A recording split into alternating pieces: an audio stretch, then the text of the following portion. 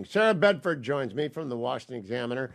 Sarah, I don't know what the state of play is. I was up till 1:30 doing debate stuff last night. What is the state of play in the House? Are we going to have a Seinfeld shutdown? It's looking more and more likely. There's a CR coming from the Senate, and Senate Republicans have basically joined with Democrats to pass that over to the House. House Democrats have said they're ready to pass the CR, but it's unclear whether enough Republicans are going to get on board with that CR for it to pass. That CR would fund the government through November 17th. It's interesting because House Republicans, at least the conservative hardliners who have been, driving this shutdown, seem to have coalesced around the idea of blocking funding to Ukraine as their, hard ask. Last week we talked about how they didn't seem to have any end game. Now they seem to sort of have settled on blocking funding to Ukraine as their end game. They took a vote on amendments to do that yesterday and it failed. So if, it's unclear they can get that goal over the finish line, then what? Is a shutdown just for the sake of a shutdown? And that's about where we are. Well, we are. It's the Seinfeld shutdown. But has the Knucklehead Caucus expanded beyond Maryland, Matt Rosendale, Dan Bishop, never going to be the Attorney General of North Carolina, Ralph Norman, who thinks he wants to run against Lindsey Graham, and of course the wonderful Matt Gaetz, who thinks he's going to be governor of Florida, all four of them digging their own political graves with this stunt. Are there more than four? Yeah, I'm not sure they're winning converts with the way that they have been conducting this, but I do think that there's more frustration with McCarthy, also from moderates. You hear someone like Nancy Mace express anger that McCarthy went back on the deal he sort of negotiated with President Biden and sort of had assured the rest of the conference that the spending fights were going to unfold this way. Now, there's a perception among some more centrist Republicans, I think, that McCarthy's being too accommodating to the conservatives. So he's in a really tough spot because no one's really happy with the way this is unfolding. He hasn't been able to appease these members. There doesn't seem to be really anything that he can offer.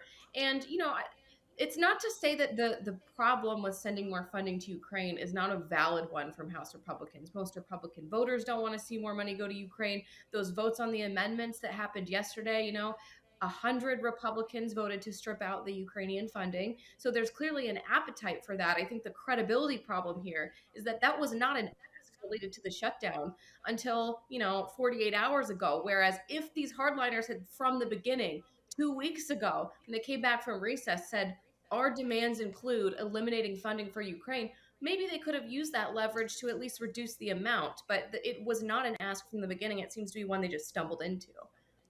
Is there a discharge petition circulating to take the Senate CR and discharge it when it gets there?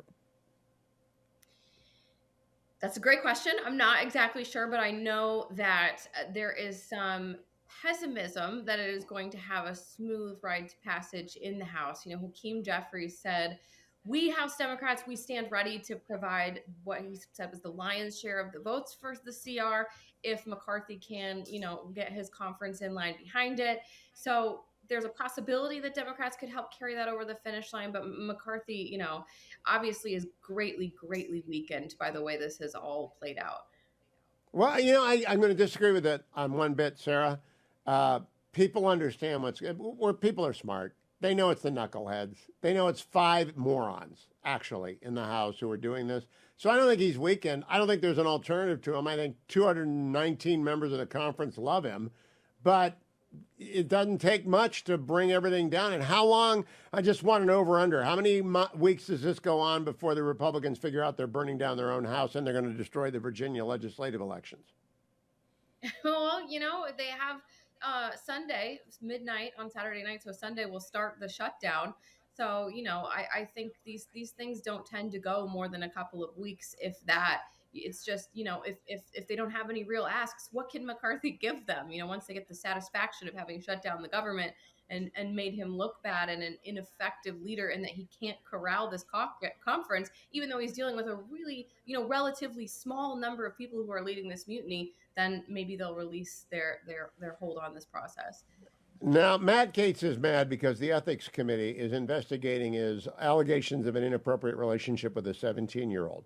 And Matt Gaetz is doing exactly the wrong thing to keep that out of the headlines by shutting down the government because he's mad at McCarthy. Where is that ethics investigation? Does McCarthy even have it in his power to shut down whether or not Matt Gaetz was trafficking interstate minors for purposes of intimacy?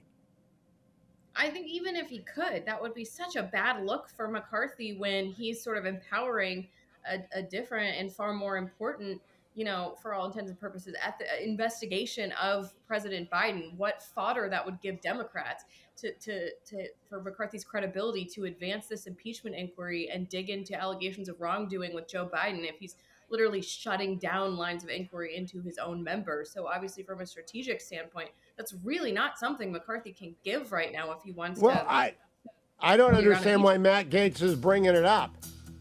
No one had been talking about this inappropriate relationship until Matt Gaetz started going after McCarthy.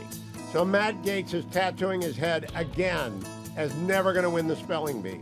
Sarah Bedford, always good to see you. Sarah C. Bedford on the site, formerly known as Twitter, now known as X. Thank you.